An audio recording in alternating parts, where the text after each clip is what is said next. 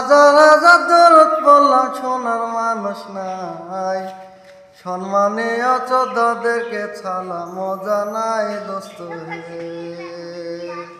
বিসমিল্লাহ বলে আমি শুরু করলাম ভাই, হাজার হাজার দরদ পড়লাম সোনার মানুষ নাই, সম্মানীয় চোদ্দাদেরকে ছালা মজা নাই দোস্ত হে।